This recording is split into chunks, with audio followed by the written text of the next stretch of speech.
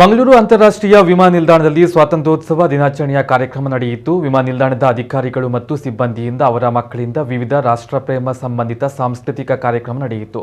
ಭದ್ರತಾ ತಂಡ ಸಿಐಎಸ್ಎಫ್ ವತಿಯಿಂದ ಯೋಗಾಸನ ಪ್ರದರ್ಶನ ನೆರವೇರಿತು. ಸಿಐಎಸ್ಎಫ್ ಘಟಕದ ಶ್ವಾನದಳದ ಮ್ಯಾಕ್ಸ್ ರೇಂಜರ್ ಜೋಲಿ ಗೋಲ್ಡಿ ಶ್ವಾನಗಳು ಅದ್ಭುತ ಪ್ರದರ್ಶನವನ್ನು ನೀಡಿದ್ವು. ಅದಾನಿ ಸಮೂಹ ಸಂಸ್ಥೆಯ ದಕ್ಷಿಣ ಭಾರತದ ಸಿಇಒ ಕಿಶೋರ್ ಆಳ್ವ ಅವರು ಮುಖ್ಯ ಅತಿಥಿಯಾಗಿ ಭಾಗವಹಿಸಿ ಹುತಾತ್ಮರ ಸ್ಮಾರಕದಲ್ಲಿ ಹುತಾತ್ಮರಿಗೆ ಗೌರವ ಸಲ್ಲಿಸುವ ಮೂಲಕ ಕಾರ್ಯಕ್ರಮ ಆರಂಭಗೊಂಡಿತು. ಮುಖದಲ್ಲಿ ತಿರಂಗ ಚಿತ್ರ ಬಿಡಿಸುವ ಕಾರ್ಯಕ್ರಮವನ್ನು ವ್ಯವಸ್ಥೆ ಮಾಡಲಾಗಿತ್ತು. ವಿಮಾನ ನಿಲ್ದಾಣದ ಅಧಿಕಾರಿಗಳು ಮತ್ತು ಸಿಬ್ಬಂದಿ ಉಪಸ್ಥಿತರಿದ್ದರು.